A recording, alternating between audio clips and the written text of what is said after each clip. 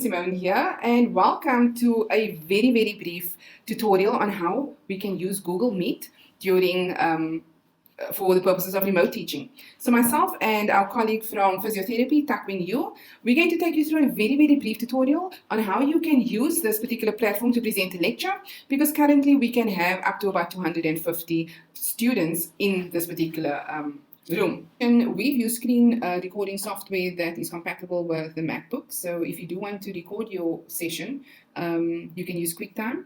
And if you're running Windows computer or Windows software, you could possibly consider other screen recording software such as OBR, which is Open Broadcaster software, which is free to download. And then for future reference, you can screen record it and save it in some other form that students can access if they were unable to attend the class.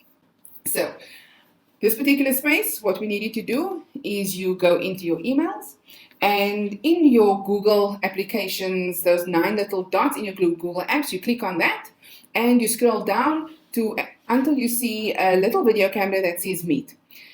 Once you click on that, you are going to then say join or start a meeting. You click on that, and whatever lecture you plan on presenting, you put the name of that lecture into this little taskbar. So for me today, I'm going to be teaching or doing a presentation on teaching millennials. Then you'll click continue, and it will allow you to join this particular platform. Once you get to this space, you might get a few pop-ups that's going to ask you to allow your computer to use the camera as well as the microphone. Then what you want to do is you want to click on Join Now. This particular screen is showing you joining information. So if you have students who want to join this particular class, you would either give them the PIN number or this particular link. So you can click copy joining information and send that to the students, or give them the PIN. The other option is if you have smaller numbers, you can add the participants to the room. For me, I'm just going to join Takwin to this particular space, and I'm going to click on his email address and say send invite. As part of this particular tutorial, we will give you what the students see on the other side, and to click on present now. And as you can see there, Takwin has joined the class, and when you have more than one student, there'll be little squares that will have all of their faces. Note that when you do use video, it does take some bandwidth and it may buffer at times, but not always. We are on Wi-Fi, which is not always very strong, but it's working pretty well here. So you then want to click on present. It will ask you whether you want to present your entire screen or just your window. I usually click on my entire screen because it means that I can give access to, you'll see my entire computer. You click on the screen and you click share. Okay, so what will happen is on the other side, the student will see your screen that you are presenting, so a picture of yourself, as well as, so the students will see over here my photo and whatever you are going to present.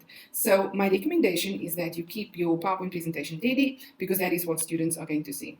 So my presentation today is about teaching millennials, and I'm going to click present.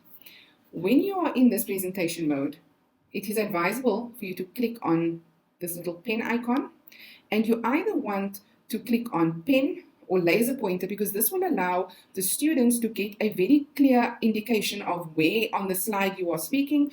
And also when you are screen recording this, it's easier for people to follow your presentation. So I click laser pointer, and as you can see, that this gives me a lot of control in terms of where I want the student to focus his or her attention.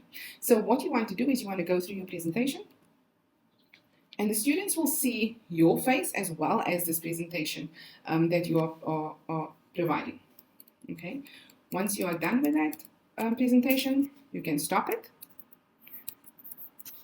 and go back into your particular Google Meet.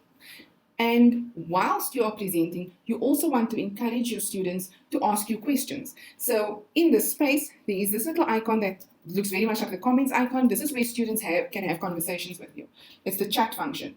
And in this space, you can allow students to ask you questions, and it gives you an opportunity to answer those questions. My advice is that perhaps you want your tutor to be part of the presentation, and so they can possibly moderate the kind of conversation on the side by answering questions if they can. And once you're done with the presentation, you can have a look through some of the chats. I hope that this was very helpful for you, and good luck with using this presentation software. And right now I'll move over to Takwing, who will show you what it looks like from the student side. Thank you and goodbye. Hi, so on this side, what you'll have to do is you'll first have to open your Google Chrome, your browser, and then check your email, and then get the invite and click join meeting. Once you join the meeting, you can click on join meeting, then the meeting will load and load until you'll see your lecturer talking to the lecturer. You'll probably get muted anyway, so then the lecturer will share her screen, and so she can go onto any file, or she can do her PowerPoint presentation, and she's doing so now, and she'll go through her PowerPoint, lecturing you. And then once you're done with it, on the top right bar you'll see there's a chat tab, and that's probably going to be the only way you can communicate with the lecturer, because they'll probably mute you, and you can ask your questions here. Then after that, once you're done, you can just end the meeting, and that's it.